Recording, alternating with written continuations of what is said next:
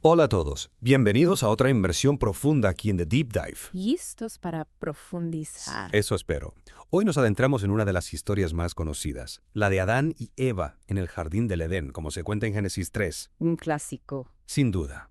Y sabemos que es fundamental para muchas religiones, pero hoy la vamos a abordar como una narrativa, Ajá, explorando sus temas en impacto. exacto. Como si analizáramos una obra literaria, ¿no? Sí.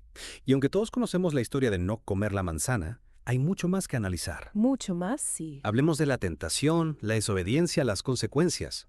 Prepárense que esto se pone interesante. Me encanta. Empecemos con la serpiente. No es solo un animal cualquiera en esta historia, ¿verdad? No, para nada. Fíjate, Génesis 3.1 la describe como astuta, más que cualquier otra criatura. Interesante. Desde el principio se resalta el engaño y la manipulación. Es cierto. Y su forma de hablar, tan astuta. No me digas que no te recuerda a ciertas personas. Ja, ja, ja, sí, a veces. Pero lo que me fascina es cómo la serpiente siembra la duda en Eva. La hace dudar con preguntas. Sí, es muy inteligente. De veras, Dios les dijo que no comieran de ningún árbol. Qué manera de manipular. Totalmente. No niega la orden de Dios directamente, ¿verdad? La distorsiona. Exacto. Hace que Eva dude lo que le dijeron. Uf, es como funciona la desinformación hoy en día. Totalmente. No son mentiras descaradas, sino que tergiversan la verdad para que dudemos de fuentes confiables. Sí, es una técnica muy efectiva. Y hablando de dudar, ¿qué te parece la promesa de la serpiente? ¿Serán como Dios conociendo el bien y el mal? ¿Por qué sería tan tentador? Buena pregunta. Podría representar el deseo humano de autonomía, Ajá. de decidir por nosotros mismos qué es bueno o malo, aunque implique desobedecer a una autoridad superior. Como desafiar las reglas, ¿no? Sí, algo así. Como si la serpiente apelara a ese deseo de independencia. De tener el control. Exactamente. Y esto se refleja en ejemplos modernos, ¿no crees? Cuéntame más. Avances científicos que rozan dilemas éticos, el flujo constante de información y desinformación en línea, Cierto. que nos obliga a ser más críticos. En todos estos casos, lidiamos con la tentación del conocimiento y el poder de decidir. Y vaya que hay consecuencias cuando Adán y Eva ceden a la tentación. Uf. Lo primero que notan es su desnudez, ¿no? Sí. Y sienten vergüenza, se esconden de Dios, porque crees que esa es su reacción inmediata. Antes no les importaba estar desnudos. Es un detalle clave. Simboliza la pérdida de la inocencia. Interesante. Una repentina conciencia de su vulnerabilidad y el peso de sus acciones han cruzado una línea y no hay vuelta atrás. Es como si de pronto se dieran cuenta de algo que antes no veían. Exacto. Qué fuerte. Y claro, luego vienen los castigos, ¿verdad? Para la serpiente, Eva y Adán. Sí, cada uno específico a su rol en la transgresión.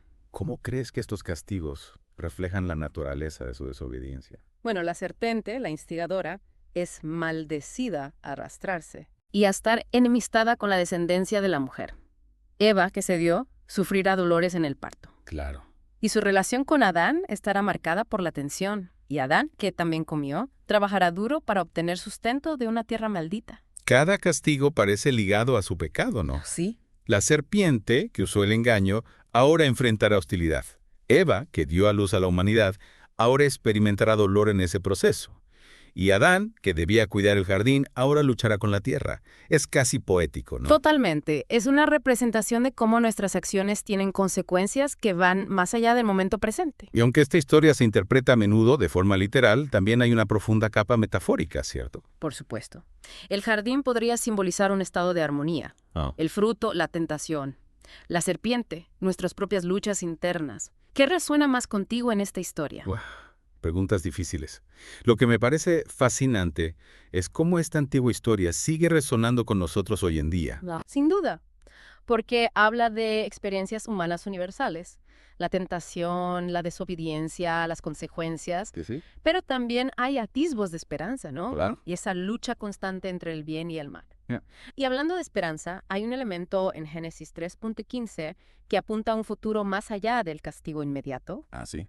La simiente de la mujer que herirá la cabeza de la serpiente. La famosa profecía de la simiente de la mujer, un pasaje que ha dado mucho que hablar a lo largo de la historia. ¿Qué nos dices sobre la historia en general? Es un punto clave, sin duda. Para algunos, prefigura a un redentor.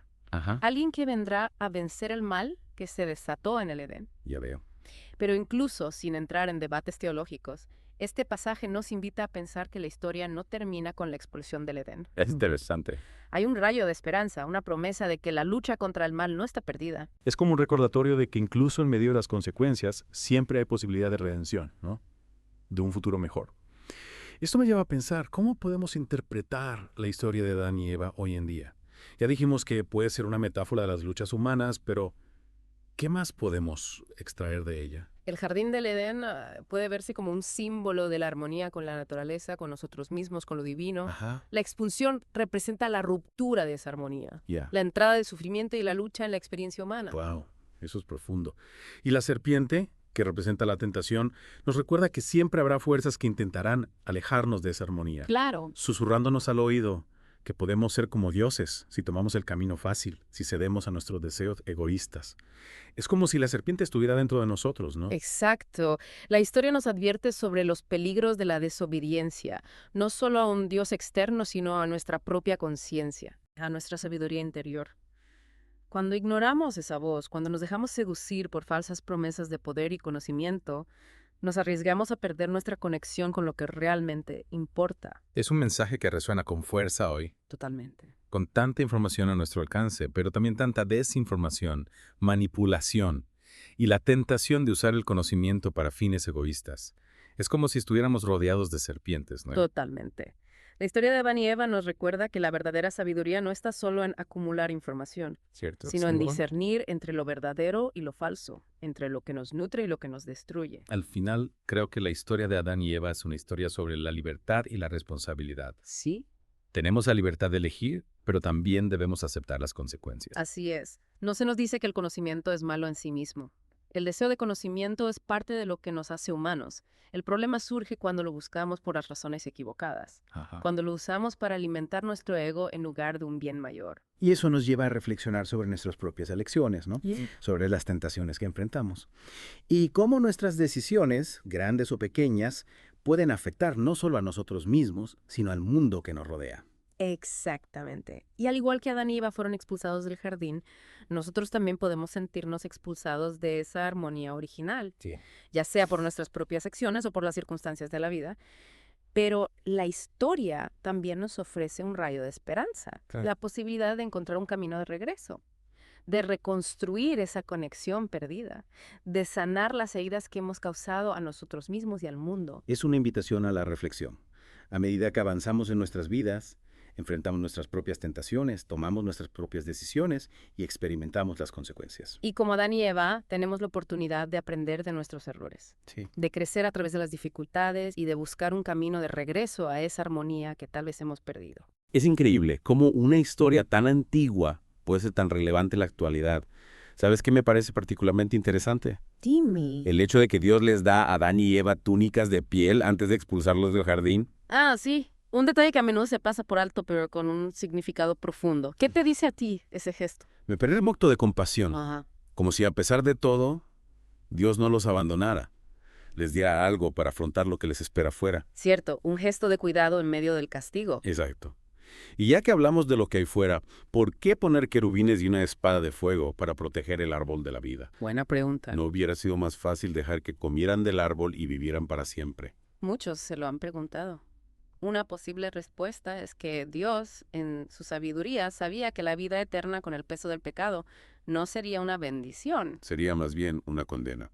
Exactamente. Vivir para siempre con la culpa, el sufrimiento, no sería una verdadera vida. Ya, entonces la expulsión del Edén, aunque sea un castigo, también los libera de esa carga. En cierto modo sí. Les da la oportunidad de buscar la redención. De reconciliarse con Dios por su propia cuenta. Exacto.